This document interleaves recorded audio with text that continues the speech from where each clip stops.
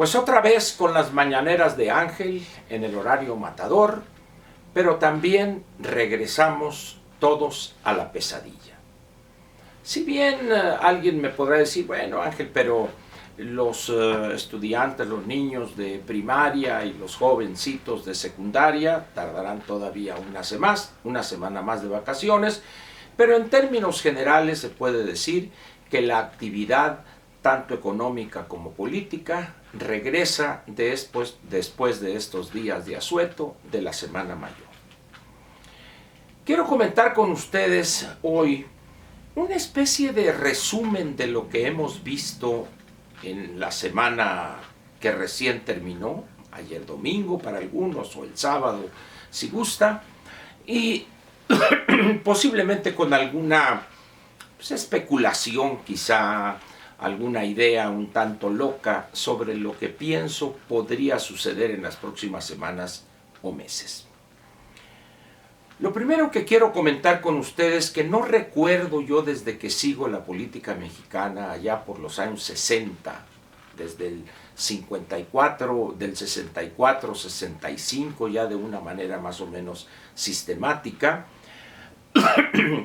no recuerdo yo haber vivido lo que viví en esta semana que, como dije, recién terminó. Una semana que en principio pues debería caracterizarse por la tranquilidad, por los que se van de vacaciones, bueno, el disfrute de los días de asueto, pero los que nos quedamos para realizar las actividades normales, en mi caso seguí hablando a la radio, fui 2 veces en la semana, escribiendo las colaboraciones en Excelsior, estas mañaneras, excepto jueves, viernes y sábado y domingo, que quise dejarlos descansar. Sin embargo, ¿qué es lo que me tocó ver o experimentar esta semana? No recuerdo yo un gobernante desde los años 60 a la fecha que haya mostrado una actitud tan mezquina, incluso me atrevería a decir miserable, con las familias de las víctimas, como sucedió en el caso, esta tragedia en Minatitlán, en Veracruz. Qué forma tan innoble y baja de utilizar una tragedia como esa para atacar a los adversarios políticos. Qué bajeza, qué mezquindad de haber utilizado ese hecho, repito, para volver a atacar o lanzar acusaciones exageradas, ridículas incluso, a los adversarios políticos de ayer, ni siquiera a los de hoy, aun cuando los mencionó ahí. Pero, dice uno, es el papel ese de un jefe de Estado, es el papel de ese gobernante que es el candidato que más de 30 millones de mexicanos le dieron su voto, al que le dieron su voto. Esperaban de él una actitud de tal bajeza como la que le vieron estos días a López. Yo pienso que no. Sin embargo, no tienen el valor ni la dignidad para reconocerlo. Y van a seguir ya con la conciencia de que el que hoy gobierna no es aquel que ustedes imaginaron. ¿Cuándo tomarán conciencia de su equívoco, de su voto irracional a un personaje que se comporta de la manera que le vimos? No sé si lo vayan a hacer pronto o más tarde. Pero esto que vimos fue acompañado también por la peor abyección y servilismo que yo recuerde también en esos años, desde los años 60 a la fecha. Y vaya que ha habido algunos. Aquella intervención de Porfirio Muñoz Ledo después del 2 de octubre del 68. Pero ya nadie lo recuerda, ahora es un héroe Porfirio y es el gran tribuno. No, de tapete ante Díaz Ordaz después del 2 de octubre. Sin embargo, tal parece que para muchos en la izquierda la memoria es flaca y dura poco tiempo. Pero decía pues que vimos muestras de servilismo de personajes que tienen una representación en el Congreso de la Unión que deberían respetar. La dignidad republicana de los legisladores en México es algo importante, es algo que quien la ostenta debe respetarla en todo momento y en todo lugar. Pero escuchar o leer a Mario Delgado, al mismo doctor Monreal, a Martí Batres, y el que mayor decepción me causó fue leer primero un tuit y luego su colaboración a Pablo Gómez. Qué forma de hacer machincuepas verbales para justificar lo injustificable. ¿Qué necesidad hay de exhibirse de esa manera? ¿Quién les exige ser o demostrar esa abyección y ese servilismo ante el poderoso? Si fueran ellos los cuatro como personas físicas, dice uno, bueno, ni modo, es una cosa personal, pero los cuatro son legisladores. ¡Qué vergüenza en verdad! Pero como dirían en mi pueblo, están mi nana pa' mi tata. Esos cuatro, con otros muchos más, mostrándose como jamás pensé que se exhibirían para quedar bien con el poderoso. Lejos de aprovechar la oportunidad para mostrarse como un verdadero jefe de Estado, se comporta como el más mezquino de los políticos mexicanos. Eso traerá consecuencias por una razón muy sencilla.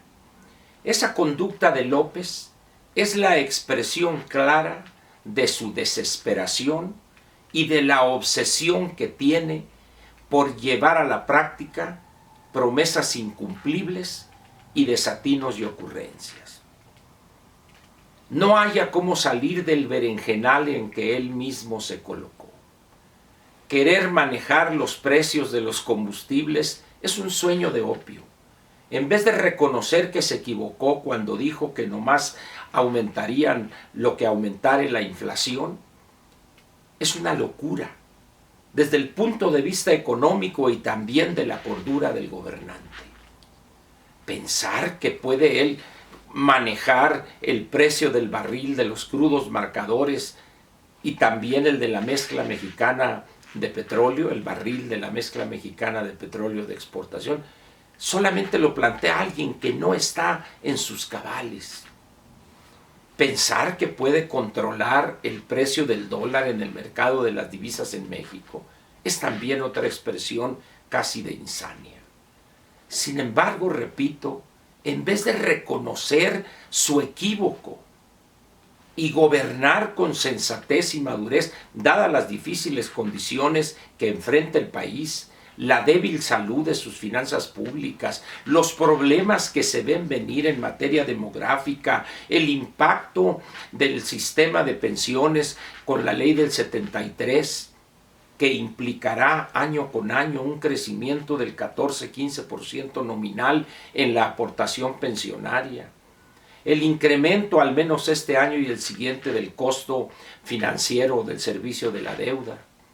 Dice uno, ¿cómo es posible que esas obsesiones, el precio de los combustibles, que la economía le está mandando señales completamente opuestas a sus deseos, a sus sueños de opio, la imposibilidad de combatir de manera efectiva la criminalidad, la violencia sin control, el verse sujeto a los chantajes de grupos de delincuentes como la CENTE y nada hacer salvo no se les va a reprimir, abdicando de ese instrumento que es el monopolio legítimo de la violencia que tiene el Estado, y él encarna al Estado mexicano. Esas 4 obsesiones y algunas 2 o 3 más van a llevarlo a seguir cometiendo torpezas cada vez más peligrosas y más dañinas para el país y su economía y también para la estabilidad política. ¿Qué va a pasar con ese memorándum que tirios y troyanos han explicado por qué es una completa aberración jurídica, pero salen ahí los paniaguados a defender lo indefendible. Pero ¿qué van a decir a partir de hoy los 3 secretarios que fueron citados ahí, que se les ordena esto o lo otro? ¿Qué va a decir el jefe de la oficina jurídica de presidencia cuando estaba de vacaciones fuera del país y ni siquiera pudo revisar ese documento? ¿Se quedará en ese trabajo? ¿O tendrá la dignidad por el apellido que lleva de decir muchas gracias, señor, le agradezco la oportunidad? ¿Qué hará Esteban Moctezuma, que cada que puede inclina la cerviz ante el poderoso? También se atreverá a decir muchas gracias, señor, pero no puedo yo seguir siendo funcionario de este gobierno bajo las condiciones que usted establece, donde me ordena que viole la Constitución y las leyes que de ella emanan. ¿Qué dirá la señora Sánchez, que prácticamente está como florero en el gabinete? ¿Seguirá aguantando ser utilizada de esa forma? Ella, como exministra de la Corte, ¿aceptará gestionar ante el Poder Judicial, ante la Fiscalía General, que se desista de la acción penal en un cierto número de delincuentes? Es decir, ¿para eso sirven los secretarios? ¿Para inclinar la cerviz y decir sí, señor? ¿Acaso la primera cualidad que deben tener los integrantes de este gabinete de López debe de ser la abyección y el servilismo? Y por parte de él, la mezquindad, la bajeza, y estar lanzando ataques y adjetivos ofensivos a sus adversarios, que los ve hasta en la sopa. Estamos empezando hoy no una semana, estamos empezando a ver el principio del fin de esta gobernación. A partir de lo que hemos visto esta Semana Mayor, no hay regreso ya. López no va a reconocer que está equivocado, no va a aceptar que su gobernación es un desastre en menos de 5 meses de este gobierno. En fin, nada desearía más que estar completamente equivocado en lo que estoy planteando. Sin embargo, veo difícil. Por lo pronto, a empezar una semana más y a seguirle, porque López vendrá, como dicen, con la espada desenvainada y en las alforjas traerá una gran cantidad de tonterías y desatinos que el país entero tendrá que pagar. Muchas gracias. Nos vemos mañana en otra Mañanera de Ángel.